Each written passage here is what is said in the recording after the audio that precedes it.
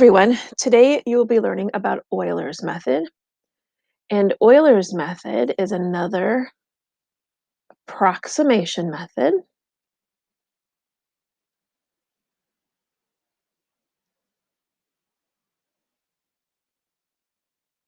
and that it is used to approximate a value on a function when you are given a differential equation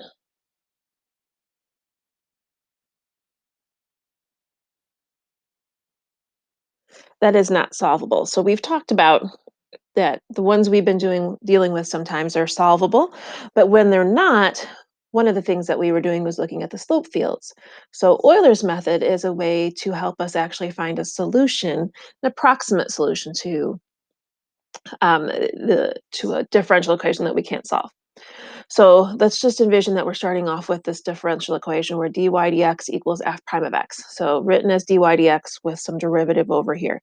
If we rewrite it as dy equals f prime of x times dx, then we can use we can determine something that's called a differential.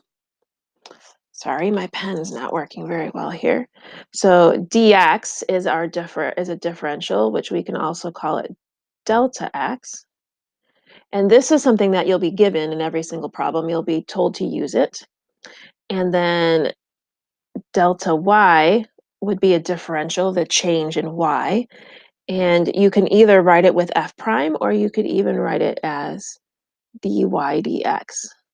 So we'll be using this equation to help us approximate values for an original function given a differential equation.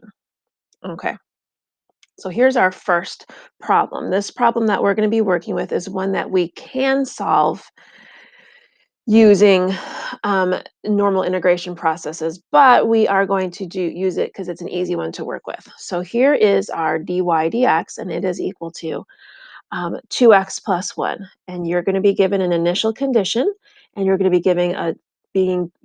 given a differential or a delta x that's equal to 5. So Euler's method really is just that formula you saw on the first slide. But what you're really being asked to solve is some sort of final condition. And what I have found works best is this table method to help us keep everything organized. So the first thing you do is you draw this table, and it's going to have 4 columns. And the first column is going to be for the original or any of your x and y values. Okay, so my initial condition is 0, 1, so I'm going to put that there. This column will always be the same. It's your delta x, and this is always going to stay the same every single problem. So in our problem, delta x is equal to 5. Then we're going to solve for delta y, and delta y is found by taking the derivative with this point substituted in, multiplied by your dx. So when I put 0 in for x, I get 0, because x is 0 here. I don't have a y value to substitute in, so I'm doing 0 plus 1, which is 1, and then multiplying it by dx, which is 5. So our delta y, or our dy, is 5. So then you'll notice over here what we're supposed to do to find what will be like our next point on our graph is we add the initial x condition add the delta x onto that. So 0 plus 5 is 5. And then we take our initial y value, which is 1, add our delta y onto it, which is 5, and we get 6. So our first value in our approximation is the 0.5, 6.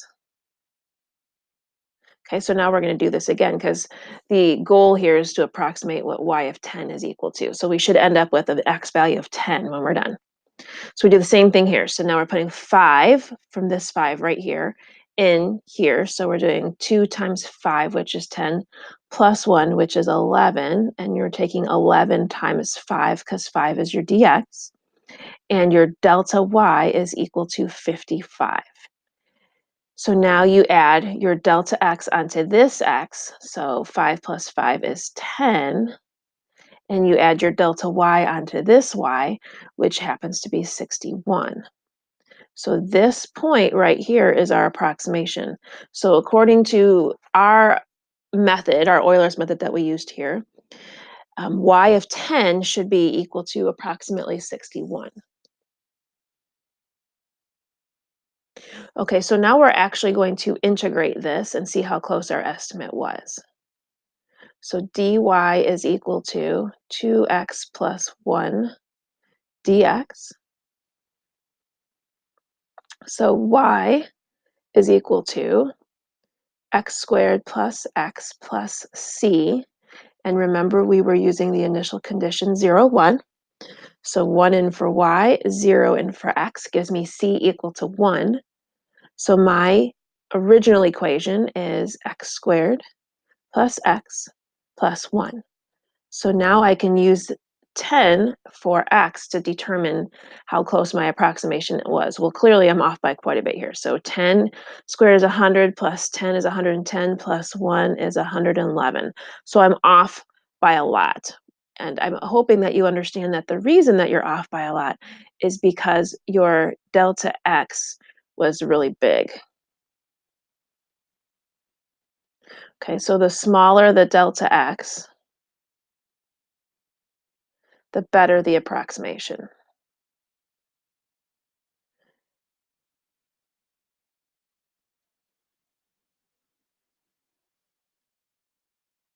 Okay, so to prove this, we're going to do this method with the same problem one more time, but change our delta x. So in this case, we're going to use delta x equal to 2, but we're going to use the same initial condition and the same function.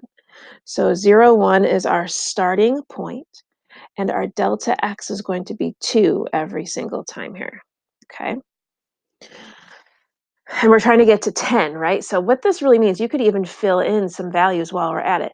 So we know if delta x is equal to 2, then this next x will be 2, then 4, then 6, and then 8. Or you could come over here and say, well, I know this is 2, this is 4, this is 6, this is 8, and then here's where my answer is going to be, and it'll be 10. So your x values should always go up by the same every single time. It's the y's that are changing. That's because of the way we find the delta y. Okay, so remember delta y is substitute the x and y coordinates into your derivative and then multiply that by the delta x. So 0 in for x gives me 1. 1 times 2 gives me 2. Then I take this value and I add it on to the original y. 1 plus 2 is 3. Okay, so 2, 3 is the next point I'm using to find my delta y. So 2 in for x, 2 times 2 is 4 plus 1 is 5. 5 times 2 is 10. So my next delta x is 10. Sorry, my next delta y is 10, excuse me. And then I add 10 onto this 3. So 10 plus 3 is 13. Okay, repeat. 4 in for x, 2 times 4 is 8, plus 1 is 9. 9 times 2 is 18. Add 18 onto 13, and you get 31. So 631 is now the point that we're using. 6 goes in for x. 2 times 6 is 12, plus 1 is 13. 13 times 2 is 26. I add 26 onto 31, and I get 57. So 857 is my next point. 8 in for x gives me 17. 17 times 2 is 34. 34 plus 57 is 91. And we are a ton closer to the correct answer. Remember, your actual answer is 111, but our original answer was 61. So we got 30 closer this time just by changing my delta x to 2. I could obviously keep making my delta x smaller and smaller, but obviously the smaller I make it to go from 0 to 10, the longer it will take, the more work it'll be. So instead, what you'll usually find is that we'll have a small delta x, like in this next example, but we won't be going very far. So we're going to be using this differential equation that we haven't yet figured out how to solve. It's a non-separable differential equation, but we can at least approximate. You do have to have some sort of an initial condition. So here it is. My delta x is 0.1, and we're trying to figure out 0.4. All right, so let me actually draw some lines to create our table. So we kind of need 4 columns. So we need an XY column. We need a delta x column, which will be the same. We need a delta y column, and then we need the new point column. All right. So my xy column, my delta x column, my delta y column, and then my x plus delta x, y plus delta y column. And then my answer will be down here. So I'm starting with 0, 1, and my delta x is 0.1. This is definitely a problem where you're going to want your calculator for, which is totally fine because we can't separate this and solve it. So a calculator, all it's really helpful for right now is substituting things in. So we're putting 0 in for x, we're putting 1 in for y, so I get 0 squared plus 1 squared is 1, and then I'm multiplying that by 0.1, my delta x, and my delta y is 0.1 now. And I'm adding 0.1 onto x and 0.1 onto 1. So my new point is 0.1 comma 1.1. Now I'm going to round things that I write on the screen here, but I'm going to leave it unrounded if that's possible on my calculator as I do the work. Okay, 0.1 comma 1.1, still 0.1 for delta x. So I'm putting 0.1 in for x, squaring it, 1.1 in for y, squaring it, multiplying it by 0.1, and I get that my delta y is 0.122.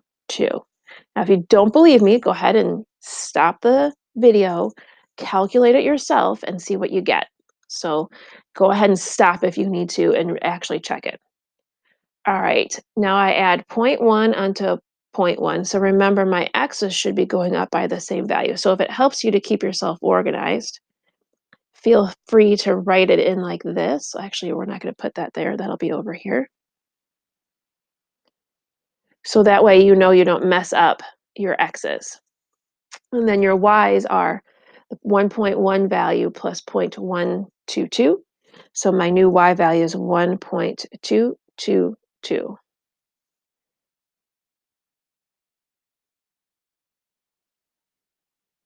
Okay, so now I'm going to take 0.2 squared, 1.222 squared, multiply that result by 0.1, and that gives me 0.153. So now 0.153 gets added on to 1.222, and that gives me my y value of 1.375 is what I'm going to write down, but there should be more on your calculator. All right, finally, again, last try, 0.3 squared, 1.375 squared.